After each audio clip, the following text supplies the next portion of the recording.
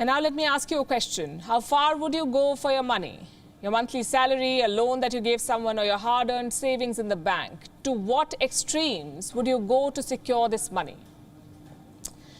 Why am I asking these questions? Because a Lebanese man may have set a dangerous precedent. His name is Bassam Al-Sheikh Hussein, 42 years old, a food delivery driver, struggling to make ends meet. He had to pay his father's medical bills. He sold his house, then his parents' house, and deposited all the money in a bank, the Federal Bank of Lebanon. It's one of the biggest private banks in the country. But Lebanon is in fact suffering from an economic crisis. So this bank, the Federal Bank of Lebanon, has restricted withdrawals, meaning if you have money in this bank, you can only withdraw small amounts. On Thursday, Hussein went to the bank, a Beirut branch. He wanted to withdraw over $1,000. The bank refused. The man insisted. The bank did not budge. You know what happened next? He went back, got a shotgun, held the bank hostage, threatened to kill customers, set himself on fire inside the bank. That's what he threatened. Images show him dressed in a T-shirt and shorts, walking in the premises as the staff tries to reason with him. Watch this.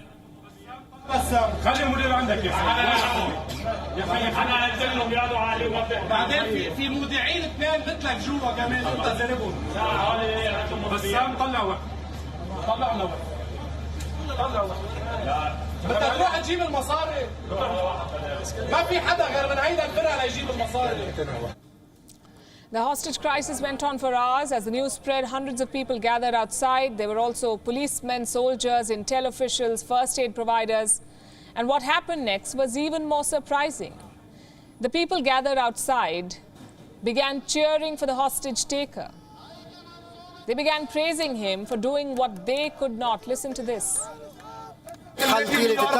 He's forced to do that. He is not being a hero. Over the past 3 years, he's been trying to feed his children, and eventually he wanted to pay for the treatment of his father, who is in the hospital. What should he have done? Go steal when he has all his life savings of $210,000 in a bank that has locked away his money?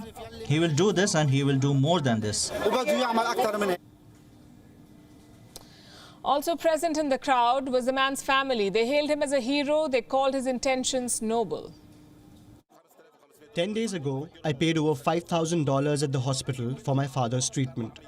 The bills are all there, all stamped and confirmed. My brother is not a scoundrel. He couldn't be. He doesn't even smoke marijuana. Go ask around about him. He's the kindest person in the neighborhood. He takes what he has from his own pocket and gives it to others. By evening, Hussein's efforts worked. The bank agreed to give him $30,000. In return, he allowed the hostages to be fed by a local restaurant. And shortly afterwards, he surrendered to the police. None of the hostages was harmed. No money was stolen. As Hussein stepped out, he lifted his hand in salute, as if to acknowledge the support he received. Needless to say, he'll end up in court now. What happened is that one of the depositors came to the bank and held hostage all the employees and some bank clients. What I can say is that all the files are at the hands of judiciary. As bizarre and dramatic as the story is, it's not a first.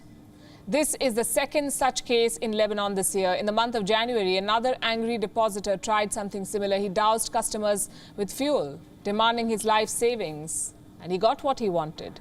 He too was hailed as a hero. And this shows how broken things are in the Lebanese economy. The downfall began in 2019. Lebanon defaulted on foreign debt. The Lebanese pound crashed. Bank withdrawals were restricted. People were pushed into poverty. Then came the pandemic. It aggravated the crisis. Annual inflation soared to record highs. Foreign reserves fell to record lows. The government started running out of money to import essentials. Tourism was the mainstay of the Lebanese economy. It accounted for 7% of the GDP. Wuhan virus lockdown destroyed tourism.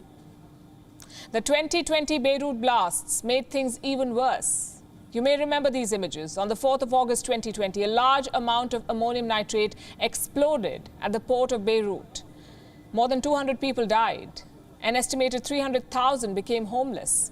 The damages were worth $15 billion. The blast destroyed Beirut's food silos. Today, Lebanon's economy looks beyond repair. The currency has collapsed. $1 is now equal to 1,500 Lebanese pounds.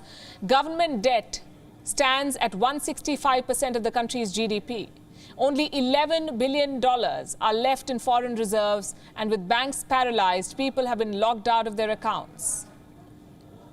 All of this has pushed people like Hussein to desperation. They're on the brink. He'll have to face the court for stealing his own money. And he has the sympathies of his fellow citizens. WION is now available in your country. Download the app now and get all the news on the move.